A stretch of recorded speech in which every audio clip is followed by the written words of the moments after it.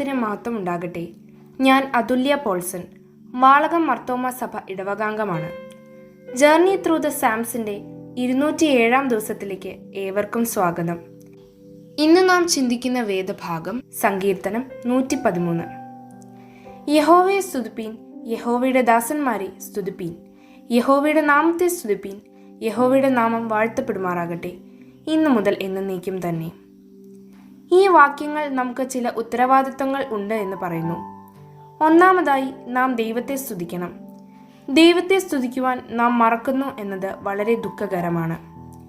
എനിക്ക് യുക്തിവാദികളെയും നിരീശ്വരവാദികളെയും കുറിച്ച് ദുഃഖം തോന്നുന്നു. കാരണം അവർക്ക് ആരോടെങ്കിലും നന്ദി പറയണമെന്ന് തോന്നുമ്പോൾ പറയുവാൻ ആരുമില്ല. ഇവയെ സൃഷ്ടിച്ചവന് നന്ദി പറയാതെ ഒരാൾക്ക് ഒരു സുന്ദരമായ സൂര്യോദയത്തെയോ സൂര്യാസ്തമനത്തെയോ ഒരു വസന്തകാല ദിവസത്തെയോ ഒരു മഞ്ഞുകാല ദിവസത്തെയോ യഥാർത്ഥത്തിൽ എങ്ങനെ ആസ്വദിക്കുവാൻ കഴിയും? ദൈവം നമ്മുടെ സ്തുതി അർഹിക്കുന്നു. കാരണം അവൻ നമുക്കായി അത്രയ്ക്കധികം കാര്യങ്ങൾ ചെയ്യുന്നു. സങ്കീർത്തനക്കാരൻ നമ്മോട് ദിവസം മുഴുവനും അവനെ സ്തുതിപ്പാൻ പറയുന്നു. സൂര്യന്റെ ഉദയം മുതൽ അസ്തമയം വരെ യഹോവയുടെ നാമം സ്തുതിക്കപ്പെടുമാറാകട്ടെ. നിങ്ങൾ പ്രഭാതത്തിൽ എഴുന്നേൽക്കുമ്പോൾ അവനെ സ്തുതിപ്പീൻ. ഉണ്ടാകാൻ പോകുന്ന നല്ല കാര്യങ്ങൾക്കും ബുദ്ധിമുട്ടിനും എല്ലാറ്റിനുമായി അവനെ സ്തുതിപ്പീൻ. നിങ്ങളുടെ ഓരോ സാഹചര്യങ്ങളും അവൻ അറിയാവുന്നതുകൊണ്ട് അവനെ സ്തുതിപ്പീൻ.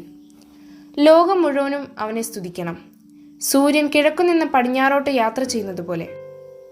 യേശു ക്രിസ്തുവിനെ കുറിച്ചും അവനിലൂടെയുള്ള രക്ഷയെക്കുറിച്ചും ഒരിക്കൽ പോലും കേട്ടിട്ടില്ലാത്തവർക്കായി നാം എന്തു ചെയ്യുവാൻ പോകുന്നു? നാം ആയിരിക്കുന്ന സ്ഥലത്ത് ഇപ്പോൾ തന്നെ സാക്ഷ്യം പറഞ്ഞു തുടങ്ങുക.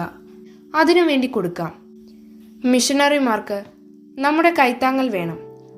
ഒരു പക്ഷേ കടൽ കടന്ന് നിങ്ങൾ പോയി സുവിശേഷം അറിയിക്കണമെന്ന് ദൈവം ആഗ്രഹിക്കുന്നുണ്ടാകും. സ്തുതിക്കുക എന്ന നിങ്ങളുടെ അവകാശത്തോടൊപ്പം ദൈവം ചില ഉത്തരവാദിത്വങ്ങളെയും ചേർത്ത് വച്ചിട്ടുണ്ട്.